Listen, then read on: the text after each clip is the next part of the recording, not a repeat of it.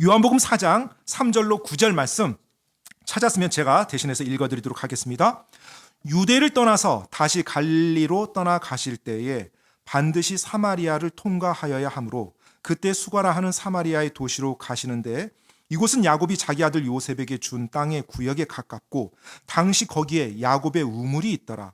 그러므로 여행하며 지치신 예수님께서 우물에 그대로 걸터 앉으시니 때가 6시쯤이더라. 한 사마리아 여자가 물 기르러 오매 예수님께서 그녀에게 마실 물을 내게 달라 하고 말씀하시니 이는 그분의 제자들이 먹을 것을 사러 그 도시로 갔기 때문이더라. 그때 사마리아 여자가 그분께 이르되 당신은 유대인이면서 어찌 사마리아 여자인 내게 마실 물을 달라고 하시나이까 하니 이는 유대인들이 사마리아 사람들과 상종하지 아니하기 때문이라. 아멘. 오늘 말씀에 보면 예수님께서 우물가에 한 여인을 만납니다. 그런데 우리가 읽었던 3절에서 9절 말씀을 볼 때 이 여인에 대해서 성경에서 말해주고 있는 몇 가지 내용이 나와 있어요. 먼저는 이 여인이 우물가에 물을 기르러 직접 나왔다는 것입니다. 이 당시 부자들은 본인이 직접 물을 기르러 나오지 않습니다. 집에 종들이나 하인들이 할 일이지 주인이 할 일이 아니거든요. 이 여인이 우물가에 물 항아리를 들고 직접 왔다는 것은 분명한 것은 부자는 아니에요. 잘 사는 집은 아닙니다. 서민 계층이나 아니면 가난한 계층의 여인이었을 거예요. 그리고 또 6절에 보니까 이 여인이 물을 기르러 나온 시간이 6시쯤이라고 되어 있습니다. 그러니까 오늘날 우리 시간으로 환산해 보면 낮 12시가 돼요. 그러니까 땡볕이죠. 완전히 태양빛이 장렬하는 그 중동의 그 기후에 6시, 그러니까 낮 12시에 물 기르러 온 거예요. 보통의 여인들은 해가 저물 때쯤, 이제 좀 선선해질 때, 그리고 열기가 좀 가라앉을 때 물 기르러 오거든요. 그런데 가장 뜨거울 때 물 기르러 온 거예요. 왜 그럴까요? 옛날에 우리나라에도 보면 빨래터가 있었죠. 저도 어릴 때 시골에 가면 할머니 집에서 그 빨래터가 기억이 나요. 그래서 그 빨래터 흐르는 냇물에 이제 아주머니들이 와서 거기서 빨래하시는 분들도 계셨고요. 세탁기라는 거 없었으니까 시골에는요. 빨래터에 보통 나갈 때 한 여름에 대낮에 나갑니까? 아니죠. 해가 좀 저물 때, 이제 기온이 저물고 좀 바람이 좀 선선할 때 이게 한두 이제 아주머니들이 와서 빨래를 합니다. 그리고 이제 빨래를 하면서 서로 이야기도 하고 여러 가지 담소도 나누고 그래요. 그런데 내가 사람을 만나기 싫으면 어떻게 해요? 빨래는 해야 되겠고. 그럼 한낮에 가는 거죠. 똑같습니다. 이 여인도요. 분명 이 여인의 삶이 뭐라고 성경에서 정확히 이야기해주고 있지는 않지만 어떤 상처가 있는 여인이구나. 그리고 어떤 관계가 문제가 있는 여인이구나. 그러니까 사람들이 아무도 오지 않는 한낮에 지금 이 물 항아리를 이고 그곳에 우물가로 나온 거예요. 자, 이제 또 7절에 보니까 사마리아 여인이라고 기록이 돼 있어요. 사마리아 여인. 그러니까 이 여인이 사마리아 사람이라는 것입니다. 여러분, 그 사마리아는요, 구약의 이스라엘의 분열 왕국으로 나뉘어졌을 때, 이스라엘이 분열 왕국으로 나뉘어졌을 때 북방 왕국의 수도였어요. 우리가 이스라엘에서 알다시피 사울 왕이 있고 다윗 왕이 있고 솔로몬 왕이 있었습니다. 그때는 단일 왕국이었어요. 그런데 이제 솔로몬 왕 이후에 르호보암 왕 때부터 왕국이 분열이 됩니다. 그래서 북방 왕국과 남방 왕국으로 분열이 돼요. 10지파가 함께 모여서 북방 왕국 이스라엘이라고 불렸고요. 이제 수도가 사마리아입니다. 그리고 남방 왕국은 2지파로 이루어져서 예루살렘이 수도였어요. 그래서 우리가 이제 흔히 성경에서 볼 때 북이스라엘 그리고 남유다라고 그렇게 말을 합니다. 근데 이제 북이스라엘에서는 처음부터 끝까지 하나님을 올바르게 경배하는 왕이 나오지 않습니다. 여러분이 기억하는 어떤 훌륭한 이스라엘 왕이라고 하면 다윗 왕이나 이런 솔로몬 왕 빼고요. 다 모두가 남방 왕국의 왕들이에요. 히스기야 왕이라든지 요시야 왕이라든지 북이스라엘, 남유다 그렇게 나눠져 있습니다. 당연히 하나님께서 이제 그 왕국을 심판합니다. BC 727년에 아시리아 제국이 이 북왕국을 공격해요. 그리고 정복합니다. 그래서 남유다보다 북이스라엘이 먼저 멸망을 당해요. 그런데 이 아시리아 제국의 정복 국가에 대한 정책이 혼혈 정책이었어요. 그러니까 자신들이 어느 나라를 정복하면 그 정복한 국가의 민족들, 사람들을 다 다른 곳으로 이주시킵니다. 그리고 자신들이 정복했던 다른 나라 사람들을 그 땅으로 데리고 와요. 왜 그럴까요? 독립하지 못하게, 그리고 그들의 민족성을 가지고 다시 반란을 일으키지 못하게 이렇게 혼혈 정책을 사용합니다. 즉 민족 말살 정책이죠, 어떻게 보면.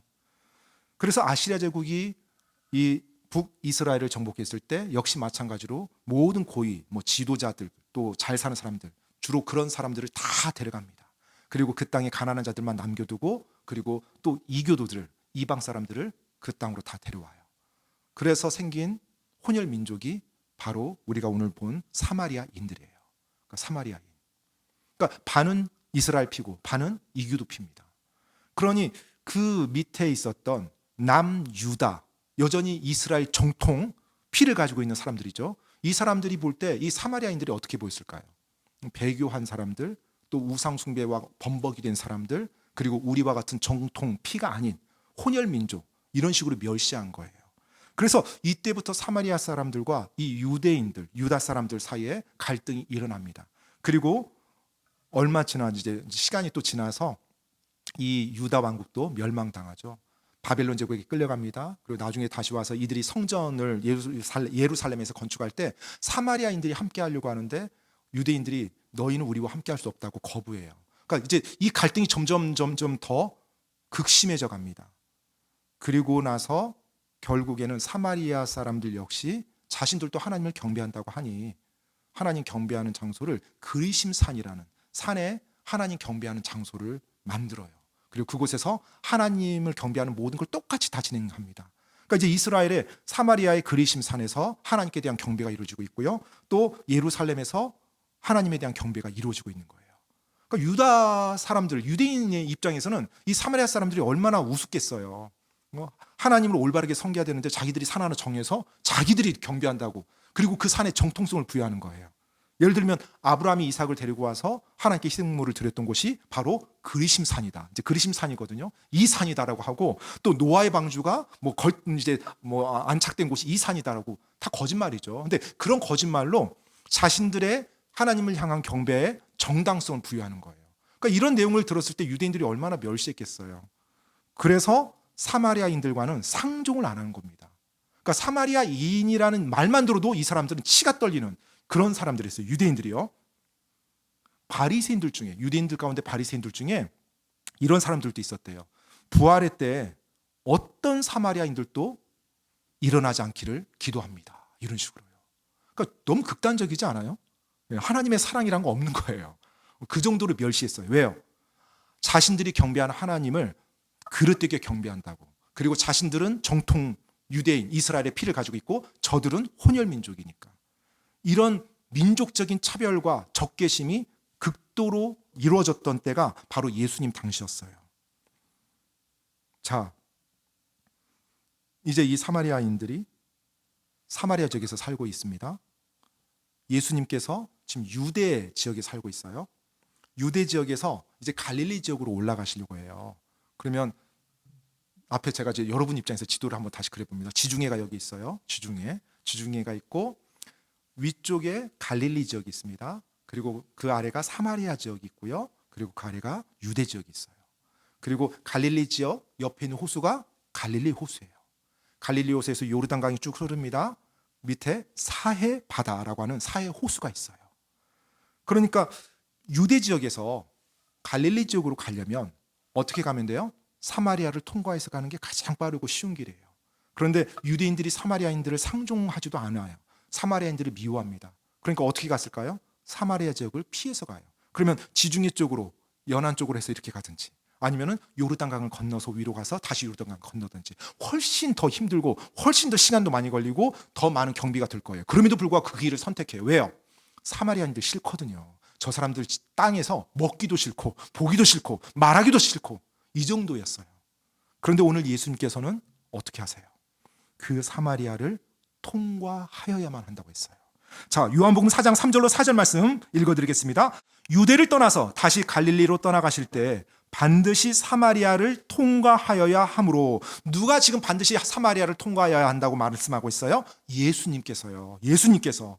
지금 예수님 혼자 가시는 거예요? 아니에요. 제자들과 함께 갑니다. 그럼 제자들은 어느 나라 사람이에요? 유대 사람들이에요. 유대 사람들. 그럼 제자들의 마음속에 뭐가 있었을까요? 사마리아에 대한 그와 같은 통념이 있었을 것입니다. 왜요? 그들도 어렸을 때부터 부모님에게 그런 말을 듣고 자랐을 거니까요. 그런데 예수님은 어떻게 하세요?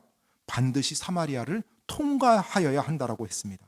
그리고 예수님께서 아침에 출발하셔서 걸으셔서 사마리아 지역에 들어가셨어요. 그리고 수가라는 도시, 수가성이라는 그곳에서 우물가에 도착합니다. 걸어가셨으니까 얼마나 많이 피곤하셨겠어요. 자, 이제 낮 시간에 그곳에 도착해서 제자들에게 먹을 것을 사오라고 도시를 보냅니다. 그리고 예수님 혼자서 그 우물가에 계세요. 예수님께서는 이제 당신께서 곧 누구를 만나실 건지를 알고 계셨죠. 그리고 그 불쌍한 여인을 기다리고 계십니다. 그런데 흥미로운 것은 이 말씀을 보면서 보니까요, 제자들을 다 보냈어요. 먹을 걸 사오라고. 보통 우리 먹을 것을 사오라고 하면 몇 사람만 보내잖아요. 식당 가서 먹을 거면 다 같이 가더라도 이미 성인이 된 제자들을 다 보냈어요. 갑자기 예수님께서 의도적으로 이렇게 하셨구나. 왜요? 지금 사마리아 여인과 대화를 해야 되거든요. 그런데 이 제자들이 어떤 사람들을 주로 만났어요? 뱃사람들. 겉으로 봤을 때 굉장히 거칠게 보였겠죠. 베드로, 안드레, 야고보, 요한 전부 다 뱃사람들이에요. 그리고 유대 남자들이고요. 자, 그런 사람들이 옆에 이루고 있어요. 근데 여인 한 명이 물기르러 왔습니다. 말을 건네면 어떻게 될까요? 말 받을까요? 아니죠. 주눅 들어서 바로 피해서 도망가겠죠. 모든 제자들 다 밥 사오라고, 먹을 거 사오라고 보냅니다. 그리고 예수님 혼자서 우물가에 걸터 앉아 계세요. 어떤 모습으로요? 지친 모습으로요. 그리고 그 여인을 기다리십니다. 드디어 여인이 우물가로 나와요. 7절로 9절 말씀입니다. 한 사마리아 여자가 물 기르러 오매 예수님께서 그녀에게 마실 물을 내게 달라 하고 말씀하시니 이는 그분의 제자들이 먹을 것을 사러 그 도시로 갔기 때문이더라. 그때 사마리아 여자가 그분께 이르되 당신은 유대인이면서 어찌 사마리아 여자인 내게 마실 물을 달라고 하시나이까 하니 이는 유대인들이 사마리아 사람들과 상종하지 아니하기 때문이라. 자, 지금 이 말씀에서 보니까 우리에게 설명해 주고 있어요. 유대인들이 사마리아 사람들과 상종하지 아니한대요. 그런데 예수님이 유대인이면서 유대 남자면서 지금 어떤 일을 했어요? 사마리아 사람에게, 사마리아 여인에게 말을 건넨 거예요. 여러분, 우리 예수님은 사람들의 그 관습이 복음을 제한하도록 허락하지 아니하십니다. 반드시 예수님께서는 올바른 길을 가시고 올바른 복음을 선포하십니다. 이 당시 유대인이 사마리아 사람에게 말을 건네는 것도 통념에 어긋나는 것이었고요. 특히 유대인 랍비, 유대인 남자가 낯선 여자에게 말을 거는 것도 통념에 어긋나는 것이었어요. 그렇게 하지 않습니다. 그런데 예수님께서는 그런 통념을 다 깨세요. 왜요? 복음을 전해야 되기 때문에요. 그러니까 그 여인이 깜짝 놀라면서 반문한 거예요. 어떻게 유대인이면서 사마리아 여자인 나에게 물을 달라고 하십니까? 그러자 이제 예수님께서 여인에게 대답하십니다. 말씀하세요. 10절로 11절 말씀 제가 읽어드리겠습니다. 예수님께서 그녀에게 대답하여 이르시되 내가 만일 하나님의 선물을 알고 또 내게 마실 물을 내게 달라 하고 말하는 자가 누구인지 알았더라면 그에게 구하였을 것이요 그가 내게 생수를 주었으리라 하시니 여자가 그분께 이르되 선생님이여 선생님께는 물기를 그릇도 없고 우물은 깊은데 선생님은 그 생수를 어디에서 얻겠나이까. 네, 지금 예수님께서 그 여인에게 이제 말을 합니다. 하나님의 선물에 대한 이야기를 하세요. 그리고 당신이 내가 누구인지 알았다라면 나에게 구했을 것이라고. 그러면 내가 당신에게 생수를 주었을 것이라고. 이 여인이 예수님의 말씀을 들었을 때 전혀 이해가 안 되죠. 그러니까 이해가 안 되니까 다시 반문하는 거예요. 아니 선생님께서는 물 기를 그릇도 없고 이 우물은 깊은데 도대체 생수를 어디에서 나서 나한테 준단 말입니까? 어떻게 보면 이 여인의 대답이 지극히 상식적인 거죠. 예수님께서는 영적인 이야기를 하시는데 이 여인은 지금 영적인 이야기를 받을 준비는 전혀 안 돼 있어요. 그리고 낯선 남자가 지금 자기의 말을 걸면서 이야기해요. 그런데 물기를 그릇도 없는데 자기에게 생수를 줄 거라고 말을 합니다. 그러니까 이렇게 반문하는 거예요. 자, 예수님께서는 이제 생수에 대한 이야기를 계속 진행해 나가는데 제가 13절로 넘어가겠습니다. 13절로 15절 말씀 읽어드릴게요. 예수님께서 그녀에게 대답하여 이르시되 누구든지 이 물을 마시는 자는 다시 목마를 것이나 누구든지 내가 줄 물을 마시는 자는 결코 목마르지 아니하리니 내가 그에게 줄 물은 그 사람 속에서 솟아나는 우물이 되어 영존하는 생명에 이르게 하리라 하시니라. 15절 여자가 그분께 이르되 선생님이여 이 물을 내게 주사 내가 목마르지 않게 하시고 여기로 물 기르러 오지도 않게 하옵소서 하매. 자, 여기서 우리가 좀 알 사실이 있습니다. 우리는 이 말을 누가 했다는 걸 알아요? 예수님이 했다는 말인 걸 알죠. 그러니까 이 말을 영적으로 우리는 읽는 순간 해석을 합니다. 그런데 지금 이 사마리아 여인은 예수님이 누군지를 알아요, 몰라요? 전혀 몰라요. 대언자인지도 몰라요. 그냥 낯선 유대 남자예요. 그런데 이 낯선 유대 남자가 나와서 자신이 주는 물을 마시면 결코 목마르지 아니할 거래요. 그럼 여러분이 이 사마리아 여자의 입장에서 보면 이 유대 남자의 말을 믿을 수 있겠습니까? 믿지 못할 것 같습니까? 믿지 못하죠. 세상에 그런 물이 어디 있어요. 갑자기 생뚱맞게 유대 남자가 오더니 나에게 말을 걸더니 내가 주는 물을 마시는 자는 결코 목마르지 아니하리라. 그러니까 여자가 이제 어떻게 대답을 해요? 선생님이여 이 물을 내게 주사 내가 목마르지 않게 하시고 여기로 물 기르러 오지도 않게 하옵소서. 이 말이 예수님을 믿고 예수님이 하신 말씀을 믿고 이 말을 한 걸까요? 지금 15절에 이 말은 어떤 내용, 어떤 식으로 말을 했을 것 같아요? 믿는 진정된 마음으로? 아니요. 왜 맞아요. 빈정거리는 말이에요. 조소조입니다. 그러니까 내용이 지금 이제 이렇게 글로 써 있다 보니까 이렇게 표현이 안 됐지만 똑같은 글인데요. 여러분. 아, 그래요, 선생님. 그럼 금을 내게 좀 주세요. 그래서 제가 목마르지 않게 해주세요. 그래서 제가 이곳으로 물 기르러 오지 않게 해요. 이 말이에요. 알겠죠? 왜? 전혀 안 믿어지는데요. 무슨 말도 안 되는 소리 하고 있어요. 이 낯선 남자가. 이거예요, 지금. 그러니까 예수님이 이제 어떻게 하세요? 그분의 정체를, 그분의 신분을, 그분이 어떤 분인지를 드러내십니다. 그러니까 이 사마리아 여인과 예수님의 대화를 보면 여러분 그냥 쭉 읽어가다 보면 말이 좀 안 맞는 식으로 이루어져요. 왜 여기서 갑자기 예수님이 이 말을 하지? 왜 갑자기 이런 말이 생뚱맞게 나오지? 그 중에 하나가 자, 이 말을 했는데 예수님이 갑자기 어떤 말씀하세요? 가서 내 남편 데려와라. 이 말을 합니다. 갑자기 생뚱맞죠. 이게 지금 대화가 안 이루어지는 거예요. 만약에 여인이 선생님이여 이 물을 내게 주사 내가 목마르지 않게 하시고 여기로 물 기르러 오지 않게 하시옵소서라고 말했다면 예수님이 어떻게 말을 할까요? 상식적이라면 아, 내가 방금 말한 물은 그 물이 아니라 영적인 의미로 이렇게 막 설명이 돼야 되잖아요. 그런데 그 내용이 전혀 없습니다. 지금 이 여인이 전혀 믿지 않고 예수님께 이 말을 하는 거예요. 그래서 예수님께서는 그 여인에게 예수님이 어떤 분인지를 말해줍니다. 어떻게 해요? 그 여인의 은밀한 죄를 지적함으로. 16절로 19절 말씀 보겠습니다. 요한복음 4장 16절로 19절이요. 예수님께서 그녀에게 이르시되 가서 내 남편을 부르고 여기로 오라 하시니 여자가 응답하여 이르되 나는 남편이 없나이다 하매 예수님께서 그녀에게 이르시되 내가 나는 남편이 없나이다 하고 잘 말하였도다. 내게는 5 남편이 있었고 지금 내게 있는 자도 내 남편이 아니니 그 점에서 내 말이 참되도다 하시니라. 여자가 그분께 이르되 선생님이여 내가 보니 선생님은 대언자이시니이다. 자, 이제 19절에 이르러서야 이 여인은 예수님이 하나님으로부터 오신 분임을 알게 돼요. 하나님의 계시를 받고 하나님의 말씀을 선포하는 대언자라는 것을 인정합니다. 어떻게 인정해요? 처음 보는 이 낯선 남자가 자신의 모든 은밀한 죄를 다 알고서 지적하는 걸 보고 하나님으로부터 오신 분임을 직감하고 알게 돼요. 그녀는 부도덕하고 잘못된 삶을 산 여인이었어요. 남편이 5이나 있었어요. 즉 이혼을 5번 했다는 겁니다. 그리고 지금 살고 있는 남자도 남편은 아니에요. 이제 결혼도 안 하고 그냥 동거하는 거예요. 이 사회적으로 얼마나 부도덕한 그런 삶을 지금 살고 있습니까? 왜 이 여인이 한낮에 뜨거운 태양빛 아래 홀로 물 항아리를 이고 나왔는지 이해가 되는 대목입니다. 그런 여인의 은밀한 죄 그리고 치욕스러운 죄를 예수님께서 다 드러내 보여주세요.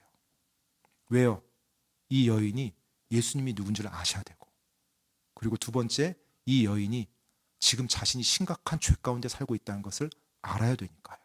그래야 하나님의 선물이 무엇이고 생수가 무엇이고 그리고 영원한 생명이 무엇인지를 알 수 있으니까요. 이 여인이 예수님의 이 말을 듣자 또 갑자기 화제가 바뀌어요. 참 이 대화가 놀랍습니다. 예. 당신은 대언자이다 하고 뭔가 자기 죄에 대해서 이야기하고 뭔가 이야기가 될 것 같은데 모르겠어요. 자신의 죄가 언급되는 게 부담스러워서 화제를 바꾼 건지 아니면 하나님으로부터 오신 대언자라는 것을 알았기 때문에 사마리아인들과 유대인들 사이에 계속해서 왔었던 그 이슈가 되는 문제에 대한 해답을 듣고 싶어서 물어본 건지는 모르겠어요. 그런데 바로 이 사마리아 여인이 예수님께 그 이슈가 되는 문제를 언급합니다. 20절로 24절 말씀입니다. 우리 조상들은 이 산에서 경배하였는데 이 산이 그리심산입니다. 당신들은 이르기를 사람들이 경배해야만 할 곳이 예루살렘에 있다 하나이다 하며 예수님께서 그녀에게 이르시되 여자여 내 말을 믿으라. 너희가 이 산에서도 아버지께 경배하지 아니하고 예루살렘에서도 경배하지 아니할 때가 오느니라. 너희는 너희가 알지 못하는 것에게 경배하고 우리는 우리가 경배하는 것을 아노니 이는 구원이 유대인들에게서 나기 때문이라. 그러나 참되게 경배하는 자들이 영과 진리로 아버지께 경배할 때가 오는데 바로 지금이라. 이는 아버지께서 자기에게 그렇게 경배하는 자들을 찾으시기 때문이니라. 하나님은 영이시니 그분께 경배하는 자들이 반드시 영과 진리로 그분께 경배할지니라 하시니라. 아멘. 자, 여러분, 지금 이 여인이 어떤 이슈를 꺼냈어요? 사마리아인들과 유대인들 사이 그 반목이 되는 핵심이 되는 이슈를 꺼낸 거예요. 우리 조상들은 그리심산에서 경배한다고 합니다. 그런데 당신 유대인들은 예루살렘에서 경배합니다. 그러니까 예수님이 뭐라고 말해요? 어디에서 지금 경배하는지 이게 지금 중요한 것이 아니라는 거예요. 이제 어떤 때가 이르렀냐면 영과 진리로 주님께 경배하는 때가 이르렀다는 것입니다. 하나님은 영이시기 때문에 영과 진리로 경배해야 된다는 거예요. 즉 예수님을 믿고 죄 용서함을 받아 거듭난 자신의 영으로 진리이신 하나님의 말씀에 따라서 올바르게 예수님을 경배하는 것, 바로 그 경배가 참된 경배라는 것을 지금 예수님이 이 여인에게 대답해 주고 있어요. 이 사마리아 여인은 태어나서 이런 대답을 처음 들어봤을 거예요. 당연히 예수님이 그리심산에서 경배하는 것도 괜찮아, 아니면 그건 잘못됐어, 예루살렘이 맞아, 뭐 이런 류의 대답을 기대하면서 이 말을 꺼냈을 거예요. 그런데 전혀 다른 대답이 나왔어요. 하나님은 영이시니 경배하는 자가 영과 진리로 경배할지어다. 이 말을 들으니까 갑자기 자기가 생각하지 못했던 대답에 마음이 탁 막혔겠죠. 그러니까 이 여인이 어떻게 반응을 하냐면 그 말을 받아들이지 못합니다. 25절 말씀이에요. 여자가 그분께 이르되 메시아 곧 그리스도라 하는 분이 오실 줄을 내가 아노니 그분께서 오시면 모든 것을 우리에게 말씀하시리이다. 자, 지금 예수님이 하시는 말씀을 자기가 받겠다는 거예요, 안 받겠다는 거예요? 지금은 못 받아들이겠다는 거예요. 예수님이 하나님으로부터 오신 분인 것은 내가 인정하겠는데 지금 이 경배 이슈에 대해서는 내가 못 받아들이겠다는 거예요. 그러니까 지금 뭐라고 말해요? 메시아, 저희가 믿는 이 성경에 그리스도가 오신다고 하셨습니다. 그분이 오시면 이것에 대해서 말씀해 줄 거니까 그때 가서 제가 판단하겠습니다. 이런 말을 한 거예요. 자, 근데 여러분, 지금 이 사마리아 여인이 굉장히 부도덕한 삶을 사는데 어떤 지식을 가지고 있어요? 메시아, 그리스도가 다시 오신다는 지식을 가지고 있어요. 놀랍지 않나요? 참고로 사마리아인들은 유대인들하고 다르게 성경을 모세 오경만 인정했습니다. 그러니까 이 당시 유대인들은 대언서도 다 하나님의 말씀으로 받아들였어요. 그런데 사마리아인들은 대언서들은 하나님의 말씀으로 인정하지 않았어요. 모세 오경만 하나님의 말씀이라고. 그러니까 이 여인도 사마리아인으로 자랐으니까 어릴 때부터 모세 오경은 배웠을 거예요. 그렇죠? 근데 모세 오경에 보면 뭐가 나와요? 메시아께서 이 땅에 다시 오신다는 내용이 나오거든요. 창세기부터 신명기까지. 제가 모든 구절을 다 보여드릴 수는 없고 신명기 참고되는 구절 한 가지만 여러분께 읽어드리겠습니다. 신명기 18장 15절 말씀인데요. 이렇게 나와 있어요. 주 내 하나님께서 내 한가운데서 곧 내 형제들 중에서 나와 같은 대언자 하나를 너를 위해 일으키시리니 너희는 그의 말에 귀를 기울일지니라. 신명기에 보면 나와 같은 대언자 하나를 너를 위해 일으키신다고 하나님께서 말씀해 주신 내용이 나오는데 이 대언자가 이제 프라핏이죠. 영어 킹제임스 성경에서. 근데 대문자로 되어 있습니다. 그러니까는 그냥 일반 대언자가 아닌 거예요. 장차 이 땅에 오실 하나님의 말씀이신 메시아를 말하고 있어요. 그러니까 그 대언자가 오신다는 게 어디에 나와 있어요? 신명기에도 나와 있어요. 이 사마리아 여인은 유대인은 아니었지만 모세 오경을 통해서 장차 메시아 그리스도께서 오실 거라는 걸 알고 있었어요. 그러니까 예수님의 대답을 들었을 때 그 참된 경배에 대한 문제는 나중에 메시아 그리스도가 오시면 그때 그분이 말씀하는 거 내가 들어보겠습니다. 이렇게 말한 거예요. 자, 이제 요한복음 4장 26절 말씀 보겠습니다. 예수님께서 그에게 이르시되 내게 말하고 있는 내가 그니라 하시니라. 아멘. 나중에 메시아 곧 그리스도가 오면 그때 말 한번 들어볼게요 했더니 예수님이 이 여인에게 뭐라고 말해요? 내게 말하고 있는 내가 그니라. 이 말을 들었을 때 이 여인의 마음이 어땠을 것 같아요? 전율이 느껴지지 않았을까요? 지금 내 앞에 메시아가 지금 내 앞에 나오셔서 나한테 말씀해 주시니 얼마나 깜짝 놀랐겠어요. 그래서 이분이 하나님의 선물이란 말을 하셨고 이분이 생수라는 이야기를 했고 이분이 영원한 생명이라는 이야기를 이래서 하신 거구나. 그 순간 모든 것이 이해가 되죠. 그리고 자기 앞에 계신 그 메시아 그리스도이신 예수님을 믿습니다. 믿고 흥분해서 사마리아 그 수가란 도시로 들어가요. 그리고 사람들에게 외칩니다. 내가 그리스도를 만났다고 외쳐요. 그 내용이 28절로 30절에 나옵니다. 28절로 30절. 그때 여자가 자기의 물 항아리를 버려두고 자기 길로 가서 도시로 들어가 사람들에게 말하되 와서 지금까지 내가 행한 모든 일을 내게 말한 사람을 보라. 이분이 그리스도가 아니냐 하니 그때 그들이 도시에서 나와 그분께 오더라. 자, 그녀가 그리스도를 만났다는 이야기를 듣고 사마리아에 있는 그 많은 사마리아 사람들이 예수님께로 나와서 보는 겁니다. 그리고 예수님을 믿습니다. 39절 말씀 내려가서 보겠습니다. 요한복음 4장 39절이요.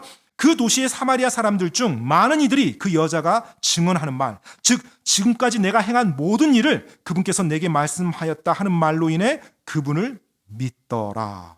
사마리아 사람들 중에 많은 사람들이 그 사마리아 여인의 말을 듣고 예수님께 가서 그 예수님을 보고 믿었어요. 그녀로 인해 성경에서는 그녀로 인해 많은 사마리아 사람들이 예수님을 믿었다고 말합니다. 여러분 얼마나 놀랍습니까? 수많은 상처와 깨진 관계로 힘겨운 삶을 살아왔던 가엾은 여인이었어요. 근데 그 가엾은 여인이 예수님을 만났을 때 그녀의 삶이 놀랍게 변합니다.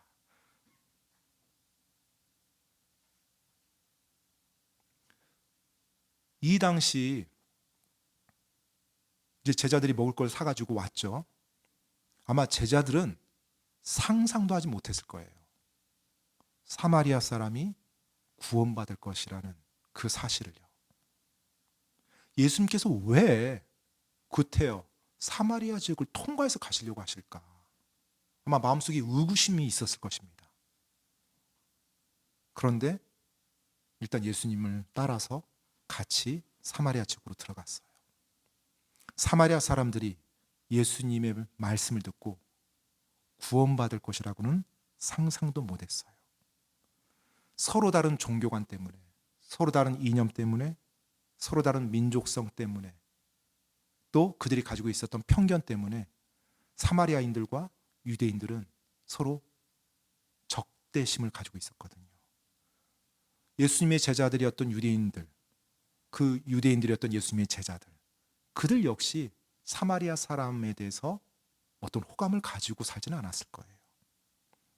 그런데 그 사마리아 사람들이 복음을 믿고 구원받는 순간 모든 벽이 허물어집니다. 서로를 향했던 적대감이. 나중에 요한복음 4장 40절에 보면 사마리아 사람들이 이틀을 더 머물다 가라고 간청합니다. 그래서 예수님이 이틀 동안 그 도시에 머물러요. 그럼 여러분 이제 보세요.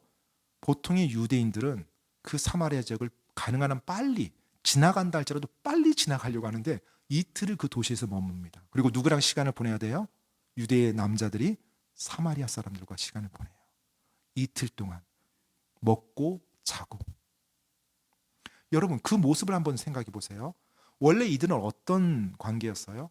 서로 반목하며 적대하며 서로 멸시하고 무시하는 관계였어요.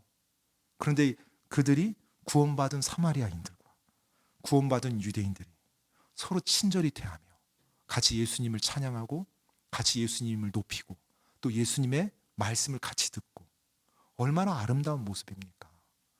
어쩌면 사마리아 지역에 그들이 있는 동안 예수님을 아직 믿지 않고 모르는 사마리아인들이 유대인들에 대해서 안 좋게 말하거나 멸시하거나 공격하는 모습도 있을 수 있겠죠. 그러면 구원받은 사마리아인들이 어떻게 했을까요? 유대인들을, 예수님의 제자들을 지켜주고 보호해주고 그렇게 하지 말라고 방어해줬을 것 같아요. 왜요? 그들도 같은 믿음 안에 형제들이 됐으니까요. 자매들이 됐으니까요. 영원히 주님 안에서 함께 거할 믿음의 형제 자매가 되었어요. 누가요? 유대인과 사마리아인이요. 여러분, 복음은요 모든 이념을 초월합니다. 그리고 모든 민족성을 초월하고요 모든 편견을 초월하는 것이 바로 복음입니다. 그래서 이 복음이 모든 벽을 허무는 거예요. 참된 평화가 복음이 퍼질 때 임하는 거예요. 여러분, 어떤 훌륭한 정치인이 나와서 아니면 훌륭한 경제인이 나와서 또 아니면 훌륭한 어떤 과학자가 나와서 이 세상에 참된 평화가 임하는 게 절대 아닙니다. 주님의 복음, 하나님의 말씀만이 참된 평화를 이룰 수 있어요. 모든 갈등과 모든 벽을 다 허무는 것은 오직 진리이신 하나님의 말씀밖에 없습니다. 이념 때문에, 때때로는 민족성 때문에, 어떤 가치관 때문에 내가 복음을 전하는 것조차 꺼려한다면 그것은 우리 안에 심각한 문제가 있는 것입니다. 우리의 예수님은, 나의 예수님은 그렇게 보지 않거든요. 물론 잘못된 이념이라면 내가 거부해야죠. 물론 민족 차별주의를 가지고 있다면 내가 거부해야죠. 그릇된 가치관이라면 내가 받아들여서는 안 되죠. 하지만 잘못된 이념을 가지고 있는 사람도 또 민족적인 잘못된 편견을 가진 사람도 그리고 그릇된 가치관을 가진 사람도 예수님이 보실 때는 구원받아야 될 불쌍하고 가엾은 잃어버린 혼들이라는 거예요. 우리 역시 그러하기 때문에 그와 같은 마음으로 우리가 잃어버린 혼들을 바라볼 수 있어야 됩니다. 우리가 만약 이념이나 민족성 또 가치관, 편견 때문에 복음을 제한한다면 슬퍼하시는 분이 계시죠. 우리 주님이 슬퍼하세요. 그리고 기뻐하는 존재가 있죠. 사탄이 기뻐합니다. 나는 혹시 이 세상에서 말하고 있는 통념 또 잘못된 편견 이런 것들에 나 자신도 모르게 빠져서 내 안에 진리이신 예수님을, 내 안에 놀라운 살아있는 그 복음을 내가 제한하면서 살아가고 있지는 않은지 돌아보시기 바랍니다. 여러분에게 있어서 혹시 사마리아인은 누구인지요? 복음이 결코 그 편견을 깨지 못하고 나가지 못한다면 우리는 지금 내 안에 잘못된 문제를 가지고 있는 것입니다. 모든 것을 깨고 부수고 나가서 주님 안으로 하나가 되는 것, 이것이 복음이에요. 오늘 우리는 상처와 깨진 관계로 삶의 환멸을 느끼고 살아가는 한 사마리아 여인의 구원을 보았습니다. 아마 그녀 자신은 자신의 모습이, 자신의 이야기가 이 영원한 하나님의 말씀에 기록될 거라는 것을 상상도 못했을 거예요. 그리고 2000년이 흐른 시점에 아시아의 한 나라에서 많은 예수님을 믿는 사람들이 자신에 대해서 언급할 거라는 것을 상상도 하지 못했을 것입니다. 그렇죠. 예수님을 믿을 때 그 복음이 그녀의 인생을, 그녀의 삶을 송두리째 바꿔버렸습니다. 복음은 이런 놀라운 능력이 있어요. 그래서 여러분이 믿고 구원받은 그 놀라운 복음, 그 복음의 그 권능, 그 힘을 여러분의 어떤 생각이나 어떤 편견으로 사로잡지 마시기 바랍니다. 여러분의 삶을 통해서, 여러분의 입술을 통해서 어떠한 제한 없이 그 복음이 퍼져나갈 수 있도록 하시기 바랍니다. 그때 우리 주님이 기뻐하세요. 사마리아 여인이 그 복음을 알고 그 예수님을 믿었을 때 주저함 없이 유대인들을 미워하는 자기 동포들이라는 걸 알면서, 자기 민족이라는 걸 알면서도 그들에게 가서 메시아에 대해서 외쳤던 그 여인처럼 우리 역시 그 놀라운 복음을 선포하는 그런 하나님의 사람들, 예수님을 믿는 구원받은 그리스도인들이 되어야 됩니다. 이 사마리아 여인의 모습을 볼 때 우리가 또 한 가지 마지막으로 기억할 것은 이 여인이 바로 우리의 모습이라는 거예요. 이 여인이 우리의 모습이라는 겁니다. 죄 가운데 살고 참된 행복, 참된 소망이 뭔지 모르고 헤매는 모습이에요. 저는 그 여인처럼 그렇게 부도덕하지 않는데요. 물론 뭐 그럴 수 있어요. 그렇게 부도덕하지 않을 수 있습니다. 하지만 거룩하시고 의로우신 하나님이 보실 때는 그 사마리아 여인이나 나나 똑같은 악한 죄인이에요. 모두 다 영원히 불타는 불호수에 들어갈 그 죄인으로밖에 보이지 않습니다.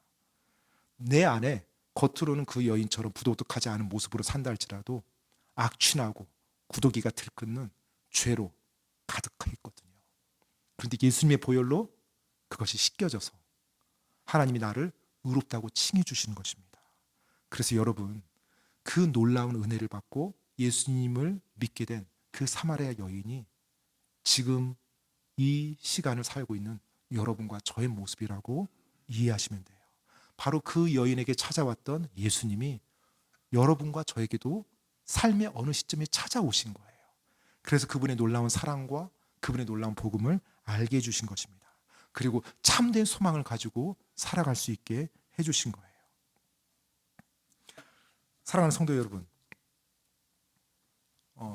사마리아 여인이요, 성경에는 이제 이렇게 대화가 끝납니다. 그런데 상식적으로 한번 생각해 볼게요. 사마리아 여인이 구원받은 이후에도 물 길러 나왔을까요? 안 나왔을까요? 나왔죠. 뭐 말도 안 되는 거 묻죠. 예. 제가 말도 안 되는 거 묻습니다. 나왔죠. 그러면 또 한 가지 궁금한 것이 언제 나왔을까요? 여전히 한낮 땡볕 가운데 혼자 나왔을까요? 저는 그게 바뀌었을 거라고 믿어요. 이제 한낮에 사람들 피해서 땡볕 가운데 나오지 않아요. 해가 저물 때쯤 자기 도시에, 마을에 많은 여인들이 우물을 길러갈 때 그들과 함께 우물 길러 왔을 거예요. 그리고 우물가에서 같이 이야기도 나누고 담소도 나누고 그리고 그 놀라운 예수님에 대해서 같이 이야기를 나눴을 것 같아요. 구원받기 전, 예수님을 만나기 전에 이 여인은 정말로 외롭고 쓸쓸한 표정으로 우물가에 홀로 나와서 그 따가운 햇빛 아래서 혼자서 그 우물을 길었어요. 구원받은 이후 그녀의 물을 깃는 모습은 미소와 편안한 표정 가운데, 그리고 밝은 표정 가운데 다른 여인들과 함께 이야기 나누며 물 깃는 모습으로 바뀌었습니다. 그녀의 남은 생애 동안 그녀의 건강이 허락됐다면 계속해서 물 길러 나왔을 겁니다. 그리고 그녀의 삶에 물 길러 나올 때마다 누가 생각났을까요? 저는 예수님이 생각났을 것 같아요. 예수님께서 그 우물가에 걸터 앉으셨거든요. 그리고 나에게 물을 달라고 요구하셨거든요. 그 기억이 그 우물가에 올 때마다 생생히 기억이 났을 것 같아요. 그 예수님, 사마리아 여인은 죽을 때까지 그 예수님을 사랑하고 그 예수님을 기리며 이 땅 살다가 주님 만나러 갔을 겁니다. 저는 오늘 이 시간 여러분과 저도 그 동일한 예수님을 만나고 그 동일한 예수님을 믿고 지금 이렇게 신앙생활 하잖아요. 하나님의 말씀 볼 때마다 또 여러분이 구원받았던 그 놀라운 시간들을 다시 회상할 때마다 그 주님의 놀라운 사랑과 놀라운 은혜를 다시 한번 생각하며 그 사랑과 은혜가 내 안에서 다시 한번 내 마음을 뜨겁게 달구길 원합니다. 그리고 그 주님을 위해서 내가 지금 올바르게 걷고 있는지 돌아보기 원하고요. 그리고 내가 이 땅 떠날 때 그 주님을 감사함으로, 그리고 너무나 사랑하는 마음으로 다시 만나기를 원하는 마음으로 이 땅을 살아가기 원해요. 그것이 내 안에서 예수님이 살아가는 삶입니다. 그리고 그렇게 살아갈 때 내 안에서 아름다운 그리스도의 향기가 내 이웃에게도 퍼져나갈 겁니다. 모든 이념과 민족성과 편견과 선입관을 다 깨뜨리는 그 복음의 진리가 내 삶을 통해서 퍼져나갈 것입니다. 그런 아름다운 향기의 삶이 여러분과 저의 삶이 되기를 간절히 바랍니다. 시간 기도하고 마치겠습니다.